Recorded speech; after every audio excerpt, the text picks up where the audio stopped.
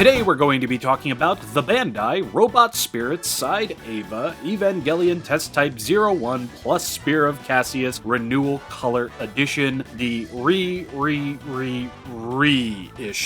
paint release. Yeah, there's been quite a few different versions of this figure, and I think this is the fourth or third? No, I think it's the fourth, maybe even the fifth. I don't know. So, right up front, paint and detail. Let's get this done and over with because it's just going to be a gigantic fucking suckfest. Look at how that metallic gold eye just catches the light. Look at it gleam. This is one of the many paint choices that I love on this figure. As you're also going to see over here, there's a light coat of metallic paint on the mouth over here, which also catches the light very, very nicely. And turning the figure around to the back, you can see that the back of her head over here is also going to be sporting some metallic paints. And I really just can't get over how amazing this looks. As someone who missed out on the last two runs of this figure, I'm very glad I was finally able to attain one because, again, just look at this. Would you believe it gets better? Opening up the mouth, articulation spoilers, I don't care. You can see that the inside of the mouth, while basic, is very neatly painted, has the proper amount of teeth and such, and closes right back up for a very seamless looking look. Finishing off with the head, we have these two pieces over here which aren't exactly painted, they're just molded in that green color, but the little red shapeolas over there are indeed painted, and you can tell because there's a smidge of unpainted green right around there. Not complaining. Her little soul patch over here is also going to be painted a nice neon green, exquisitely neatly. The red stripes near her eyes are very, very much painted, beautifully might I add. The green stripes on her horn over here are also going to be beautifully painted. And wouldn't you know it, we get all of that mastery on the opposite side. Seriously, no matter where you look on this figure, it's a paint and detail marvel, even if a lot of it isn't actually paint. Hell, even the bottom of her head is going to be painted red over here. Fantastic. I guess since we have her facing backwards, we can start looking at the back since there's really not too much going on back here. We've got the green outline over here, two red circles moving further down, the multi-segmented torso moving into her butt and her thighs over here. Not too much going on, yet again, mostly detail, a little bit of paint. Love that these Eva Tims are going to be sporting those red lines on every side. Those circles on the Eva Tims are also going to be fully painted, and now we can continue to move on up. Beautiful detail. Wasn't expecting these to be fully painted on the inside and tops of them, but hey, look at that. They are. Moving into the hands over here, we can see that they will also be sporting some metallic paint on the knuckles and the two orange circles on the knuckle of the thumb and pointer finger. Moving further up, I could have swore there was supposed to be writing on here, but I still haven't seen Rebuild of Eva 4, so maybe not. Then into the bicep, we've got that stripe with the neon green and black separation over here, looking beautiful. Honestly, looking really, really damn good. Speaking of which, the emblem on her upper bicep over here is looking very nice and very clean. Now, when moving up to the shoulder pylons over here, I gotta give Bandai even more credit because the paint on the pieces that are painted is absurdly clean. Save for that one little dippy right there. I can tell this part over here was added just because of the overall look of it, but I'm happy that the painted green and the molded green really don't contrast to a disgusting sense. And basically everything I said on the opposite side of the figure is going to be said here. Fantastic paint, fantastic detailing, fantastic application. It all looks good. And honestly, for my very first Bandai Robot Spirits Eva figure, I'm very, very much impressed, and I'm hoping they'll do more renewals, as these are called. As someone who's missed out on nearly every single run of these, I'm so happy to finally have this in, and I'm so happy to see that the hype is very much real. Got some nice, clean paint applications over here on the titties, save for that one little smudgeroo right there. Got the fronts of these shoulder pylons over here looking like Pop-Tarts that were ripped in half and taped to her shoulders. I want a Pop-Tart. Taking a look at the neck and throat, the two shapes over here were definitely painted on. When it comes to the throat neck area, I'm not really sure. It's just so dang shiny and perfect that I have to assume that those were probably molded in that color. Even with this little chip over here in the neck, maybe? Honestly, I really don't care. It looks great. To round out the detail talk, the detail on the bottom of the hands is going to look fantastic. The details on the bottom of the shoes are going to look great. The paint is a bit here nor there, but the bottom of the feet, how often are you going to be looking here? Every part of this figure really does impress me, and that just makes this rating all the easier. But before I even talk about a rating any further, painted, detailed, painted, detailed. What the fuck, Bandai? I think I paid about 45 or 50 bucks, maybe even 55 at most before shipping. And this thing is so damn worth it. Even if its articulation sucked, which it doesn't, just the fact that this thing looks so damn good, I'd still have to give it 2 solid stars. Does that sentence even make any sense? Terrible grammatical errors aside, let's take a look at the accessories. We get the Spear of Cassius, the pallet gun, a progressive knife, a replacement horn just in case yours breaks or gets lost, weapon holding hands, spear holding hands, relaxed hands, solid fists, chop hands, open splayed hands, and a Tamashii stage adapter that clips into her nether region. Pussy.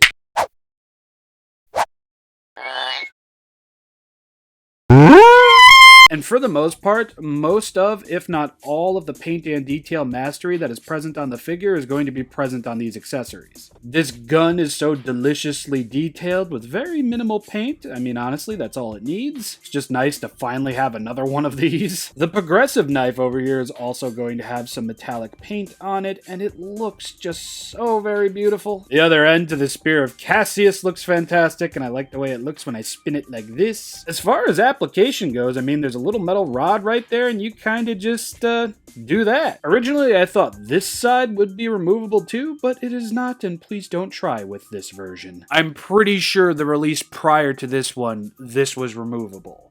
Or am I remembering it wrong? Anybody who has it, let me know. The alternate horn is rather...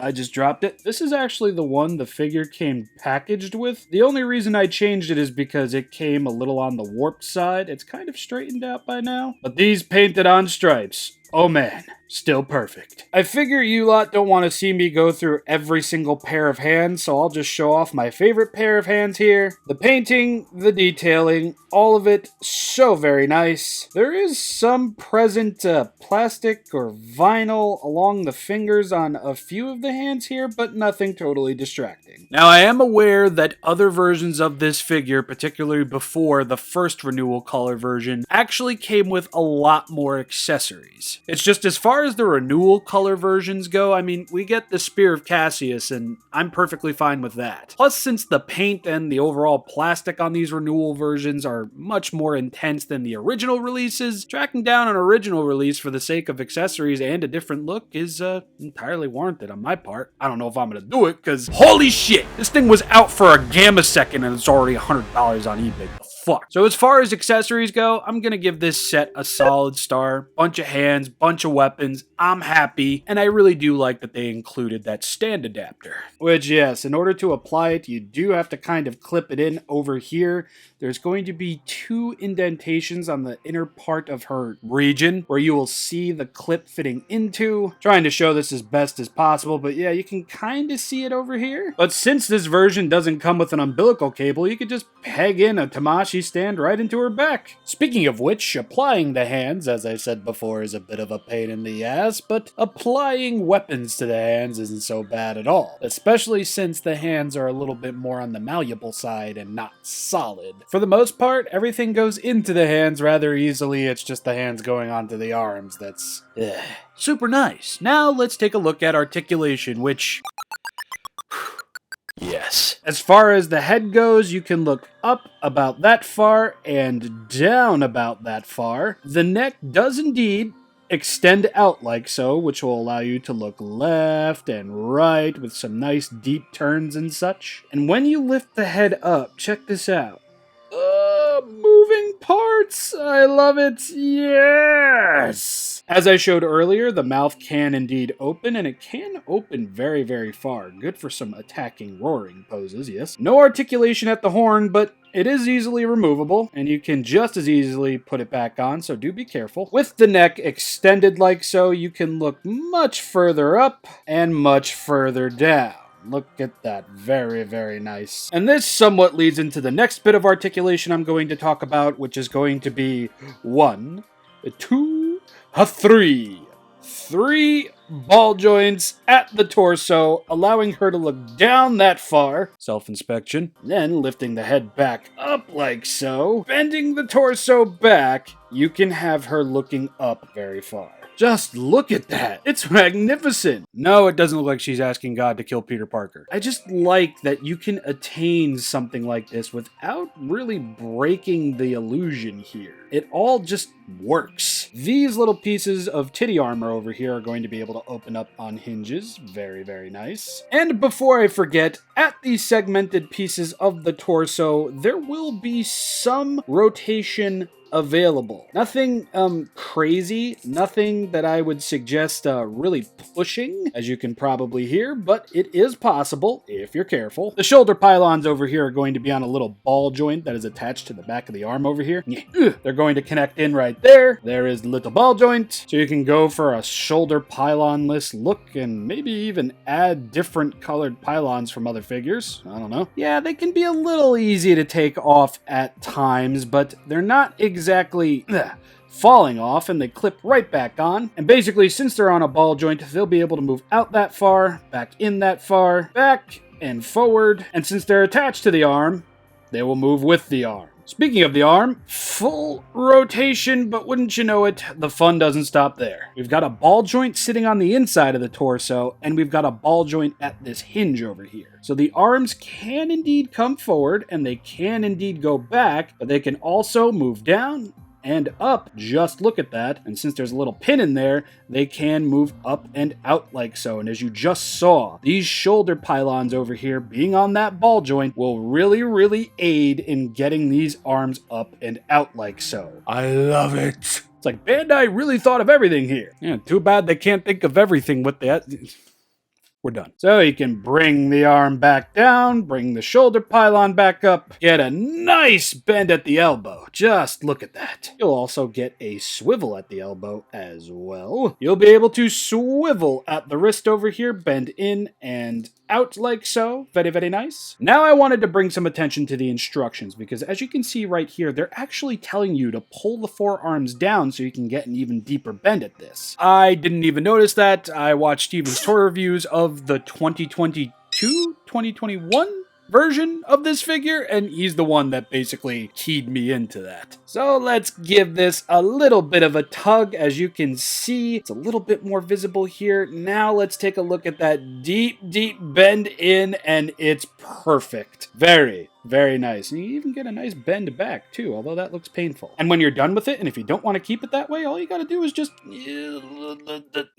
I'm just gonna do this off camera. Yeah, it's a little harder to do, just because I'm trying not to break anything on this figure, and I have a feeling they might have actually tightened up all of the ports on here. To bring up Steven's toy reviews one more time, I saw him taking the hands off of his figure, and absolutely marveled at the fact that he did it so very easily, because it's not on my copy. Not at all. I have a blister on this finger from just trying to rip the hands off and put them back on. Either there absolutely was a change made, or Steven's Toy Reviews has the finger power of a rock-climbing jazz pianist. Anyway, when it comes to the legs, Ava Unit-01 can kick all the way around like so. Very nice frame of movement. Can very easily get her into a running and splits pose, as you can see. The legs can indeed move out, just not by too much. And much like with SH Figuarts figures, you can pull the legs down like so, gives the figure a little bit of extra height, but more importantly, it gives you more room for movement. And you will be able to get the legs in a more widened out pose if you do that. We'll get a swivel at the thigh over here. Look at that. Nice and buttery smooth. We'll get a brilliant double bend at the knee. Up and down movement at these spiky little knee guards. This part of the Eva Tims is actually going to be on a ball joint over here, so they can rock up and down. They can indeed move from side to side. Basically, whatever pose you get the foot in, this will follow through. That being said, the foot can kick up about that far, back down about that far. Gonna get a nice little pivot swivel over here at these ankles, just sublime, and you'll get a little bend at the toe over here. How nice. I'm trying to think. Is that it? Was there a swivel at the knee? No. I'm pretty sure I covered everything. Wow! Articulation's gonna get a solid friggin' star, dude. This figure can do so much. And I shouldn't be surprised by that, just because the two other figures I have from this line were pretty well stacked on articulation as well. And with her slender frame and very flexible nature inside of the source material, I guess I really should have expected this thing to be an absolute unit. One. Poseability wise, as I just showcased for you all, this figure is immense. The amount of articulation, the amount of poseability, smooth like butter, punchy like an 8-armed boxer. Everything and anything I was willing to try with this figure absolutely worked out. And while I've been having some pretty good luck with hyper-articulated figures much like these as of late, I always do go in with a little bit of unease. I have been burned in the past, and I will forever remain burned. But since this is the Robot Spirits line, and I've had nothing but good things to say about the line through Pacific Rim the Black and Gundam the Witch from Mercury, to say the exact same thing about Eva Unit 1 brings such joys to my heart. Well, that being said, poseability, 3 solid stars right then and there. I can't give it anything less. I am singing the praises, I am singing the hype, I have no hype goggles on my face. If you can track this down for a good enough price, don't hesitate. Get it. Even if some of the older releases actually came with a bit more accessories than this gal does. Anyway, size comparison wise, it seems that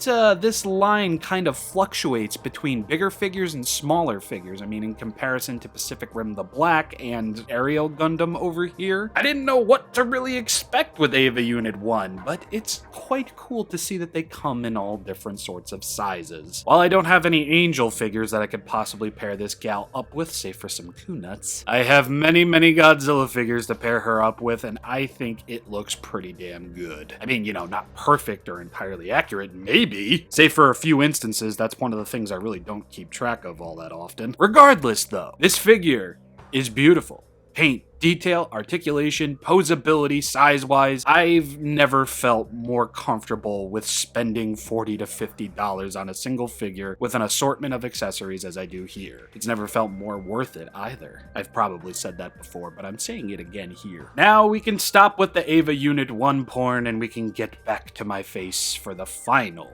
rating. I am so very impressed with this release. I'm impressed with the price, I'm impressed with the articulation, the paint, the accessory inclusion. Everything about this figure is impressive. And I'm really hoping that more of the side Eva releases get renewals or just reissues, repaints, whatever the heck, because I kind of want this to be the mainstay line that I get all of my Eva unit stuff from. Lord knows SH Monster Arts ain't gonna be doing that. I know you have my house bugged. I really think this is a must-have, like a dire must-have for Eva fans if they don't already have it, or any of the other copious versions of Eva Unit 1. But anyway, that's enough out of me. I've been ShinRobjira. I do so hope you all enjoyed. Please be sure to check out my social media, my Patreon, $1 a month, access to everything I have to offer. Have yourselves a lovely day, afternoon, and night, week, or weekend, and stand robot moms.